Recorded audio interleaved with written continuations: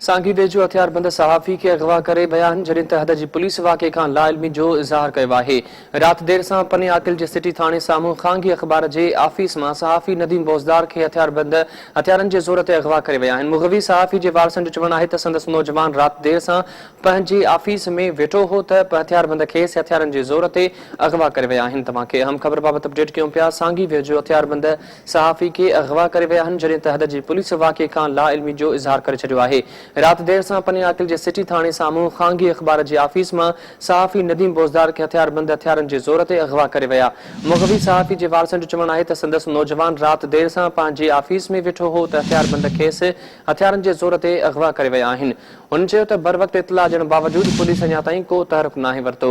मुग़वी सहाफ़ी जे वारसनि DIG सखर ऐं SSP Sukkur खां मुतालबो कयो आहे नौजवान खे बाज़ियाब कराए मुलविस जवाबदार ख़िलाफ़ कार्रवाई कई वञे। तव्हांखे अहम ख़बर बाबति अपडेट कयूं पिया।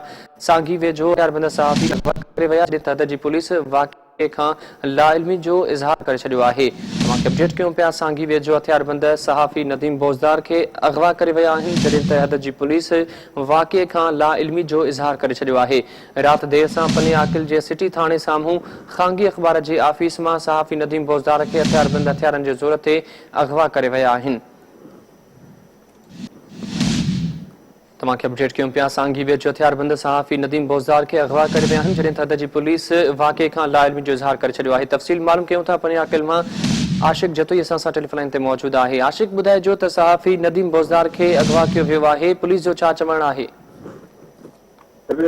पुलिस सां राब्तो करण ते पुलिस जे DSP लियाकत अब्बासी ॿुधायो त असांखे काई बि ख़बर न आहे ऐं हालांकि जेको आहे सो जेका आफ़ीस आहे उहा बिल्कुलु साम्हूं ई आहे सिटी थाणे जी ऐं जिते हाउस आहे DSP पनो आकिल जो उन बिल्कुलु साम्हूं आहे। पर हिन वक़्तु ताईं पुलिस माना इहा ई लातालगी ॾेखारे रही आहे त असांखे काई बि ख़बर न आहे। जी आशिक़ मालूम थी सघियो आहे या वारसनि सां तव्हांजी ॻाल्हि ॿोल थी आहे त केतिरी देरि थी आहे नदीम बोज़दार खे अगवा थिए?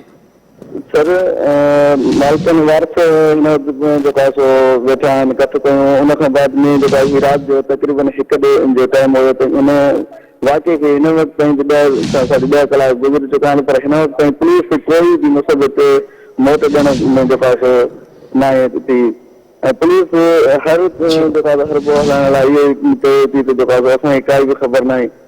जी सहाफ़ी खे अगवा थिए 10 कलाक गुज़री विया आहिनि पर हिन वक़्तु काई पुलिस कख भञी बीणो नाहे कयो। ठीकु आहे आशिक़, महिरबानी मां तफ़सील ॾिना।